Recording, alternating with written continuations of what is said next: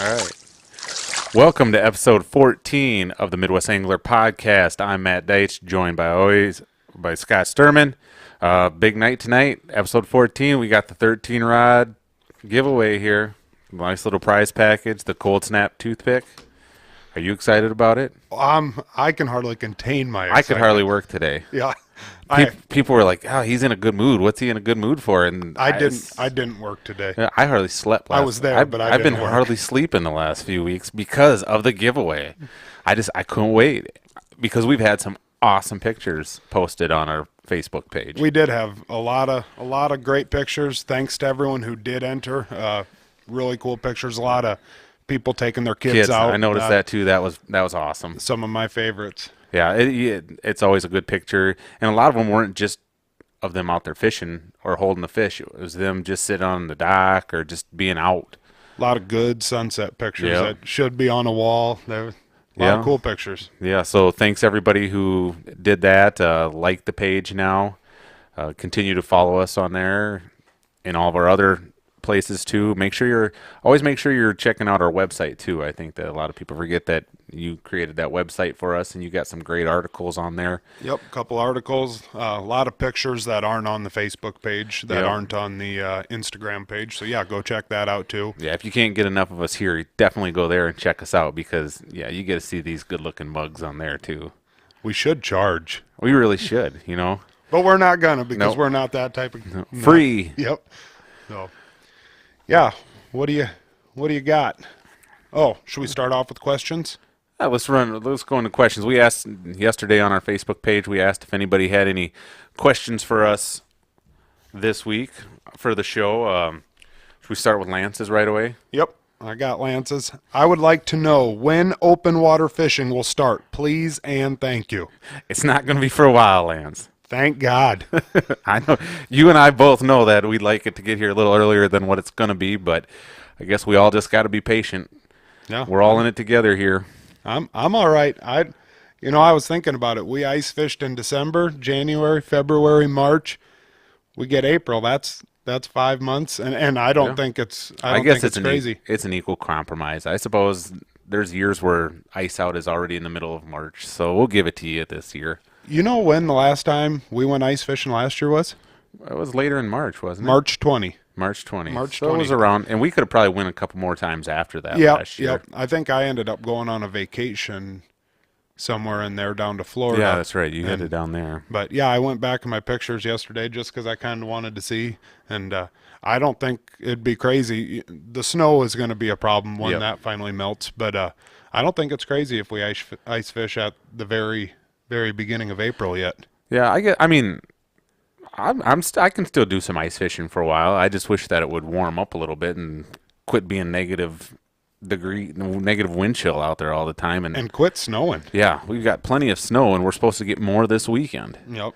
And possibly the next weekend. Yep. So it makes it really hard to pull the shacks around out there on the ice with those conditions. No doubt. I'm sick of the snow. I'm sick of the really cold weather, but I'm good with staying ice fishing. Don't get me wrong. I enjoy the ice fishing too. Next one we've got Jordan Rhodes, and he would like to know about barometric pressure and how it affects fishing. Now, this is kind of a loaded question because we were talking about this. We could do a whole podcast on barometric pressure and how it affects fishing. To me, I don't know. We're those type of guys that I don't look at the barometric pressure. I've never ever sat and looked at the barometric pressure and it's probably had more of an effect on our fishing some days than what we realize. Yep. But we're the type of guys that when we have the time to go fishing, we're going fishing. Right. Unless it's like blowing ungodly amounts, 40-mile-an-hour winds where it's hard to fish somewhere on the lake or anywhere on the lake. Or if it's a storm with lightning and heavy downpour rain, even though we tried fishing in a downpour rain last year and it didn't work out too well. So. I forgot about that. Me, you, and Brant out in South Dakota. That was a mess. No, from what I understand with the barometric pressure is that the fish with their swim bladders, when it's high pressure, their swim bladder has to inflate more. I think that inflate or it gets bigger in order to keep them buoyant in the water, Yep. which presses on their stomach and therefore makes them feel bloated, makes them feel full. When the pressure starts dropping, they start feeling hungry, and then they start biting more. Yeah. If a really rapid drop in pressure, can kind of cause, a lot of fish to really go crazy. And I know I read, I think if the wind is out of I'm not even going to go there. I've always the old tale of fish bite best with wind out of the west, fish bite the least with wind out of the east. Yep. And So and I think that actually holds true with the pressure systems. yeah, because most of your storms and stuff like that, or Yep. your cold fronts. You hear everyone always say, oh, the fish bite best right before the storm. Yeah. And Pressure's dropping right before the storm, and right after the storm passes, you still got high pressure. They won't really bite very well right after. Also, you got runoff with dirty water and everything else. Yeah. But Well, yeah, and I think it all does hold true. Along with that, like with the rising pressure, as the pressure rises, the fish are active. When you get to that peak rise, where it's the highest pressure that it's going to be, that's when usually your sun is really high up in the sky, a real bright day. So what that causes the fish to do is to go down deeper. So they move out there in deeper water. After that, when it starts dropping, like you said, that drop in the pressure, the fishing picks up again. And then when you get to the lowest part of the pressure, that bite shuts off again and they become real inactive. And again, they go out to deeper water. And so that's a way to look at it. So you definitely, or it's not necessarily, avoid high pressure, avoid low pressure. You just want the pressure to be changing. Yeah, and well, sometimes a steady pressure, you want a steady pressure too. I mean, you want a bunch of continuous days of, the same type of weather, so then the bite kind of levels off and Yep. stays the same. That's when, again, all of a sudden we've had like 3 or 4 days in a row where it's nice out, then all of a sudden we get a cold front that moves in, and boom, that pressure drops, the bottom drops out on it, and what that causes is the weather gets colder, which causes the water to get colder, and in the spring when you have that drop in the water, the fish get inactive. Yep. Whereas when you get that warm up, they get more active when it warms up, and vice versa when you get to the fall.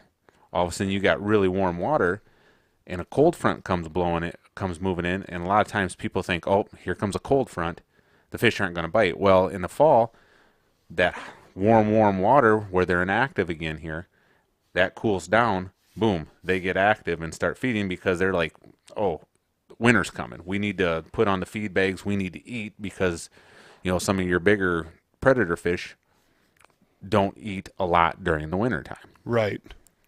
So that's kind of, Yeah. Don't stay home over it. well, like I said, we're the type of people that when we have a fishing trip planned, unless it's really bad weather, we're going. I mean, we've been out there, and sometimes the fish are going to bite. Yeah, right. You got to slow down presentation, You got to downsize. slow down on some of the, like when the pressures, when the fish are tight-lipped.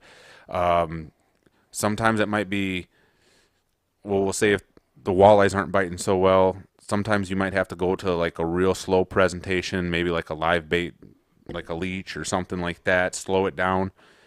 Then when they're active, that's when you can start throwing crankbaits and, swim baits and things like that. So then they're feeding more. And also I read something about how that all happens is it's not just that the fish are just like, oh, I'm hungry now, I'm going to go eat. It's all about the food chain. The plankton in the water starts to get active on those when the pressure's different, which causes the bait fish, the minnows, and things like that to start feeding on the plankton. Well, when they're more active, well, here comes the predator, the bigger fish. Yep. It's just that whole food chain thing. Everything in the water all starts speeding up and Yeah. slows down. Yeah. Maybe we should ask Bill Allen about that. He probably knows about Bill, you might Barometric end up being a guest on here. Yet. You don't we might even have- know it. Yeah, we might have to have him come in here, and he probably knows quite a bit about barometric pressure as far as that stuff goes. Well, it sounds like you know a little bit. Well, I know enough to make my professional podcaster, amateur fisherman, and weatherman. Yeah, I'm not even go amateur status on the weatherman come thing. on. I guess I can be 50. I can be right 50% of the time, right? Yeah, I've this whole snow deal lately. I just don't understand why a meteorologist doesn't say got a 50% chance of snow. Yeah, it's either going to somewhere snow or between not. 1 and 12. Yeah, the chances of the roads drifting up are probably pretty good. Yep. No, so that was a good question. Thanks, yeah, Jordan. that was a good. I like that one. Next up, Doug Glimmerveen asks, talk about how to catch yellow bass through the ice. The Doug Glimmerveen from the Smackdown Outdoor podcast. Thanks, Doug, for the question. Matt, you wanna take how you've had success yellow bassing? I think one of the biggest thing with the yellow bass is that you got to stay mobile. Yep, definitely. That's the schools really move, and some schools have big fish, some schools have little, different size. So you're constantly on the move to try to keep up with those larger fish in those schools of yellow bass. And from what I've seen, as far as yellow bass goes, you got to keep your lure moving. Yep. I mean, as soon as you stop that lure, they're boom, gone. They're gone. Yep. Yeah, yellow bass are a really aggressive fish. I've had quite a bit of experience fishing for them over on East Okoboji, and through the ice, I like to use small tungsten jig, or we call them a pilkey or a shucks jigger, or kind of a, I don't know what else. I know that depending on where you are, there's all different names. Kind of a Castmaster. Castmaster's more of a jigging spoon. Yeah, a smaller cast. Yeah. I mean, I'm sure a Castmaster would work just fine. Oh yeah, but yeah, something like that. I like to always tip it with wax worms. I know guys I load it up. Yep. It seems like the more you can't put enough on there for them. It seems like. Yep. And yeah, like you said, jig hard. You can be more aggressive than what you'd think. And once you start marking, the big thing is too, when those schools come through, get one up, take it off, and drop right back down again. You can pull 2, 3, 4 out of a school. Oh, easy. I mean, you get them going fast, and yeah, why don't you come on down, Doug? We'll show you how to do it. Yeah, we've talked a little bit about getting something going open water this year. So yep. No, that'd be a lot of fun. Yeah. So next one up, Camden Glade. He would like to hear our opinions on the bills introduced in the Iowa legislature last week relating to public land acquisition. Yeah, we're both big public land guys. Definitely. We both do a lot of things, not just hunt on public land. We go out shed hunting on public land. We turkey hunt. Obviously we deer hunt on there, but I mean, we use recreation, just going out for walks and stuff, fishing. We fish on them. Like the river runs through some public land here. And that bill that was in the House was not just for public land as in public hunting land. It was for parks. It was for all sorts of stuff. And I'll say this right up front. When me and Matt started this podcast, we said that we wouldn't ever get into politics, and we weren't going to get into religion or any sort of stuff that people can very easily disagree on. But I do think that this is a deal. We'll kind of touch on it. I'm not going to tell you Democrat, Republican, whatever, but I think both of us can agree that any time that there's any sort of attack on public lands, neither of us are going to be in favor of that. No. I did see that the House bill, 541 or whatever it was, I think basically got shot down yesterday. Yeah, there was a huge contingency of people in there opposing it, like people from residents of Iowa. Yep. Which was good to see. They said there was a lot of good representation down there. Basically, from what I understand of the bill, is they're trying to make it harder for like these organizations to purchase land. Yep. From landowners. Yep. And then I think one of their big arguments is one of the people that want this bill to go through is, as far as towards the DNR, is they get a lot of money for public land stuff. Instead of keep buying or purchasing land for public lands, Why don't they put that money into the current public lands they have now? And yeah, could they do more? Could they put money into their public lands that they have now? Yeah, they could. But to me personally, more public land is better. Definitely, definitely. And I guess I don't know what that money would go for, if that's food plots. Because I mean, ours up here, they seem to rotate the food plots pretty good. Right. I don't. I mean, I haven't been to a lot in other parts of the states to see how they're keeping up, but a lot of that public land is wooded Right. Yeah. land. There's not a whole lot of Like, upkeep on it, I don't think.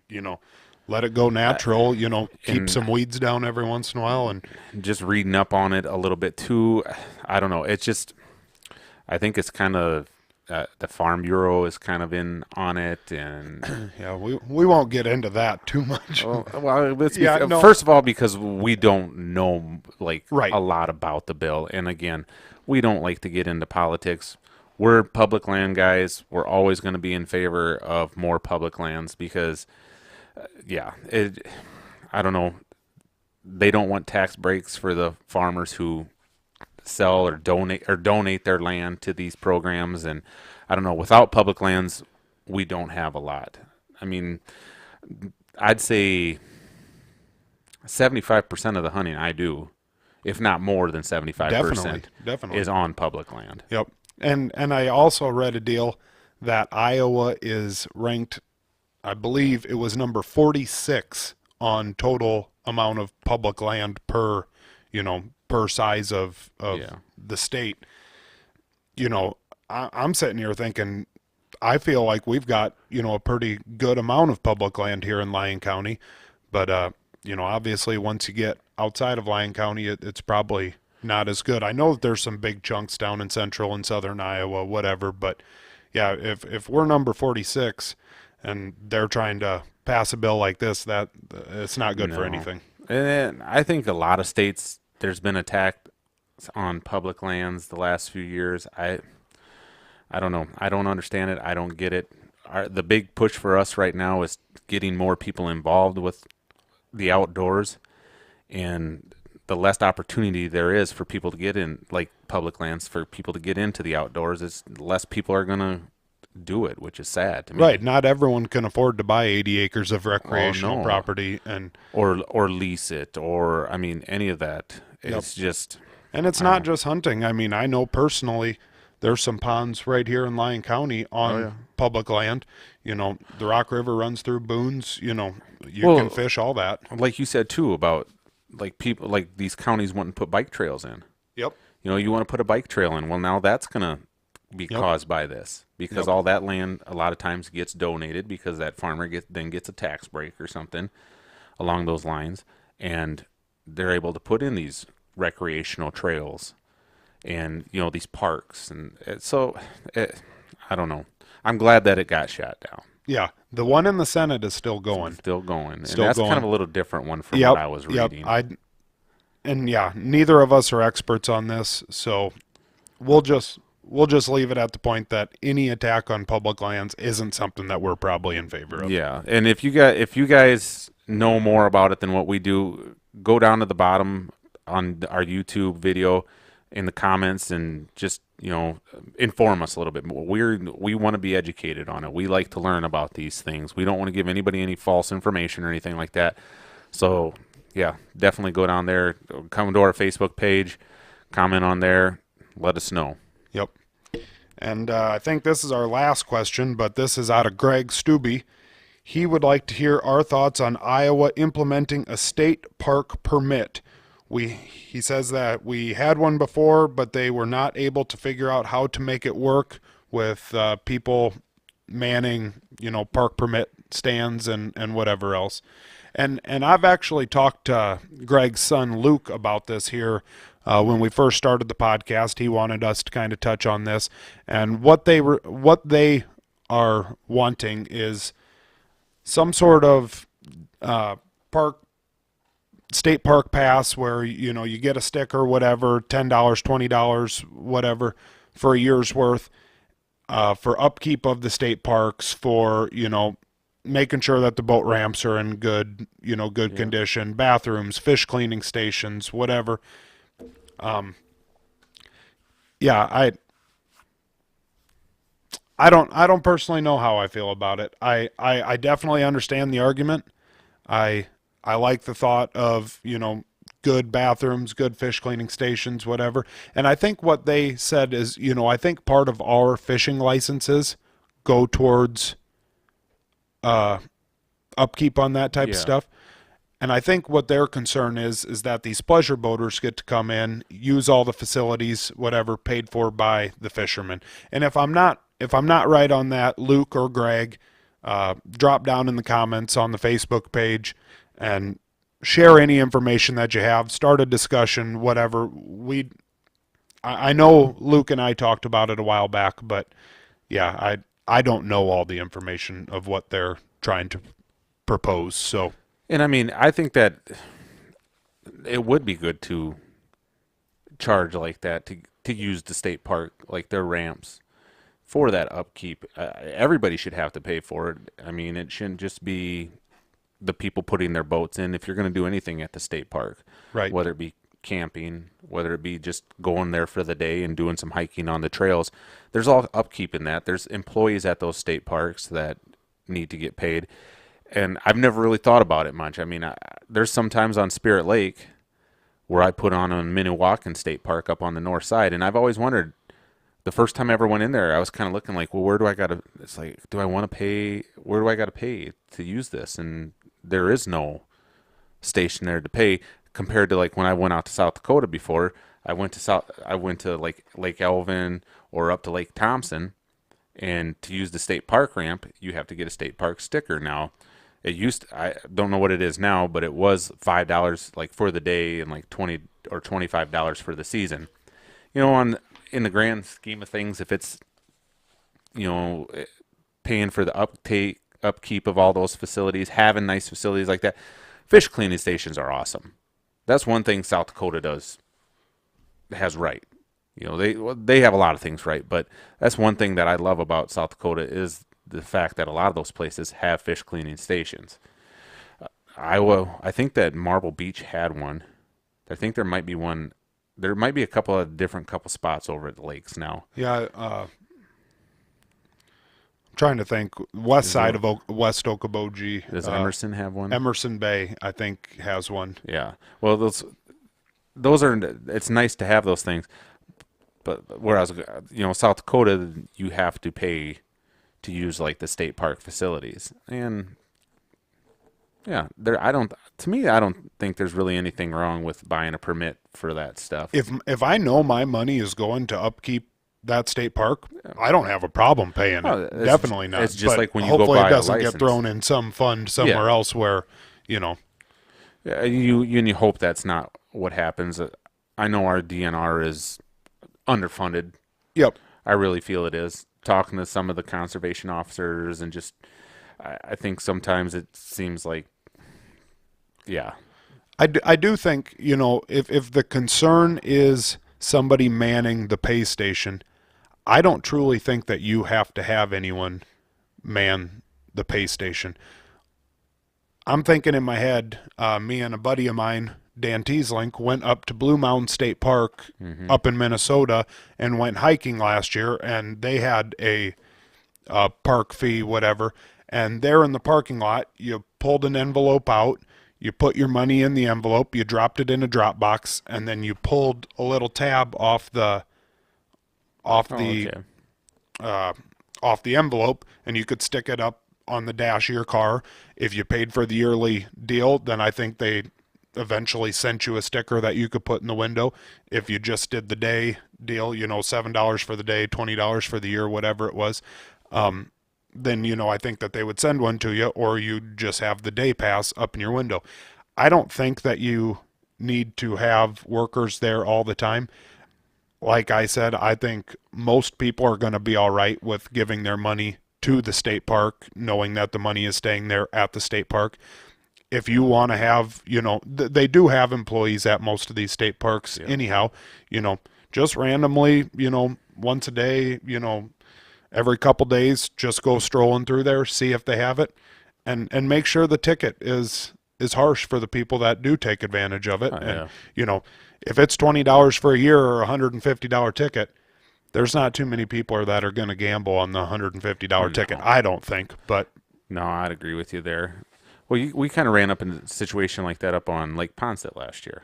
yep, One day you guys were there the day before fishing, and we no one was was at that the pay station, so we just drove right in thinking, okay, for the year it was, done, didn't have to pay in the winter, whatever. And then the next day, the lady caught us, and we paid, and that wasn't a problem. I was happy to use yeah. that state access, whatever.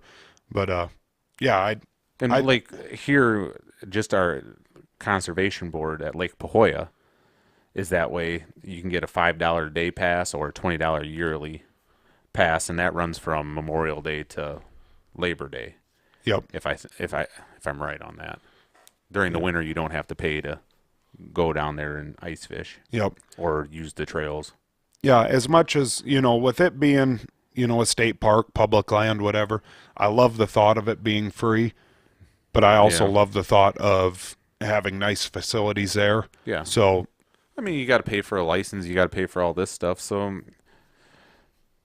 got to pay to play. in the grand scheme of things, Yep. What's $20?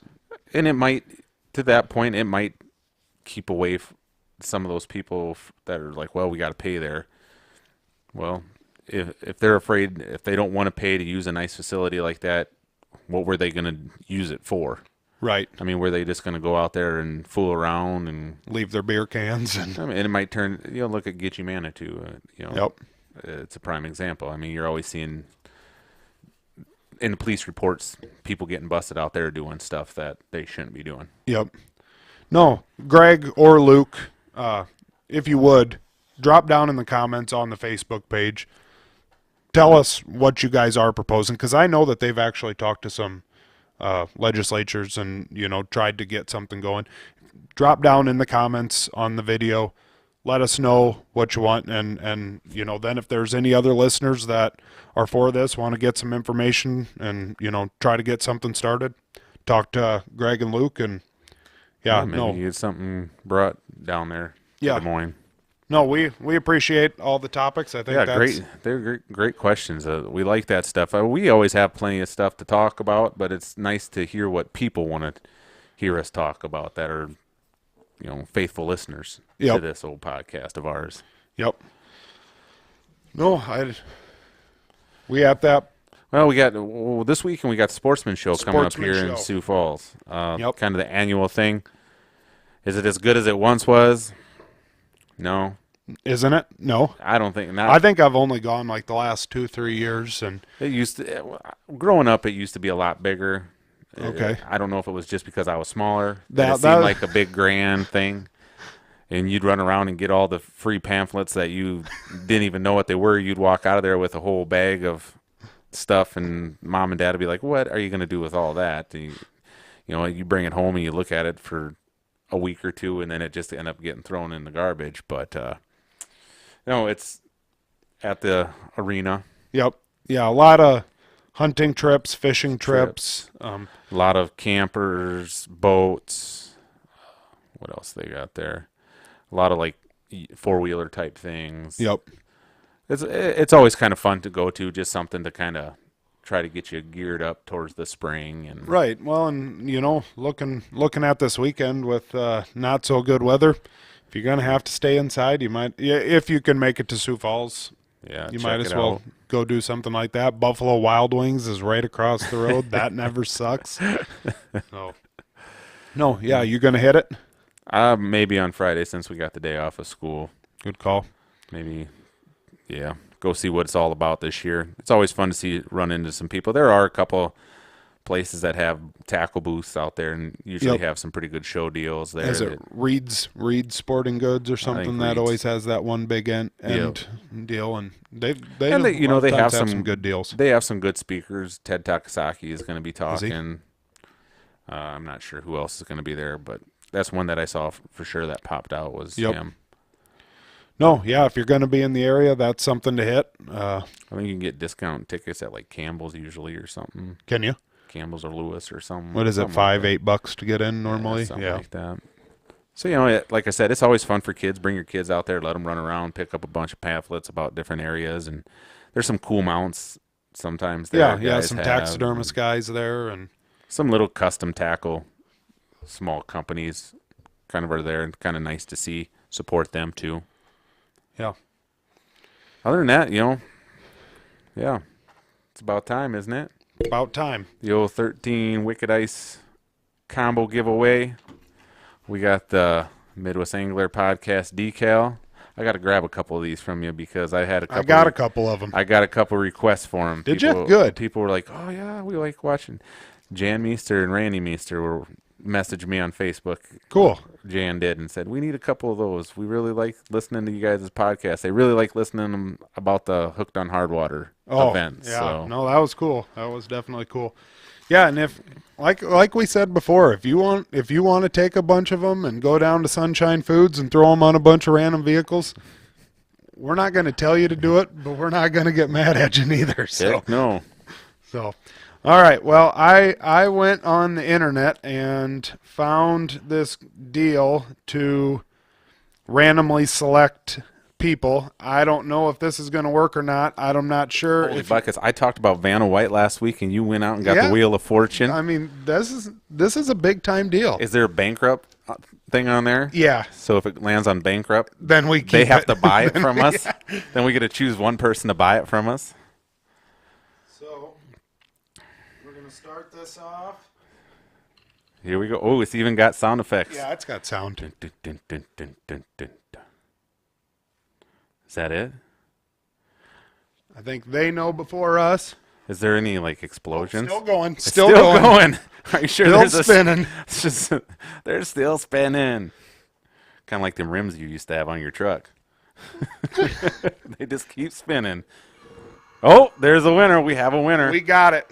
We've got a winner. Jordan Rhodes is our winner. You are the winner of the 13 Wicked Ice Fishing Combo with the Cold Snap Toothpick and a Midwest Angler Podcast decal. Jordan, I do not know where you're from. We will try to get a hold of you somehow through Facebook, whatever else. I don't think you're from the local area, but if we need to send it to you, whatever, we can get that done. Yep, we can get it sent out to you. I'm trying to look for what picture he shared. I think he had a picture of like him and his boy holding a bass on the back of a boat, if I'm thinking of the right one. Jordan Rhodes, where you at? Jordan? I didn't throw in a fake name, I'll tell you that. Yeah, I was going to say, you're not Scott Sturman, a.k.a. Jordan Rhodes, actually, Jordan is Rhodes. Scott Sturman. Oh, yep. Right there. Holding the bass. I don't know if you guys can see it or not. That's an awesome picture. I'm glad it was one that had holding the bass with the kid in there. Yep. So, Mr. Jordan Rhodes, you have won yourself a pretty cool little prize package here. Yep. So we will try to get a hold of you, send you a message, whatever, get that sent off to you, and yeah, that'll be that. Ooh, but here it says he's from Nebraska. Oh no, we're gonna respin. Oh no, we might have to paint the handle golden black. Is he a Husker fan? I don't know. It doesn't say on there, but there's some Hawkeye fans in Nebraska. Yeah, he says he lives in Lincoln, so oh jeez. I guess we'll see. Boy, do we got a mess on our hands.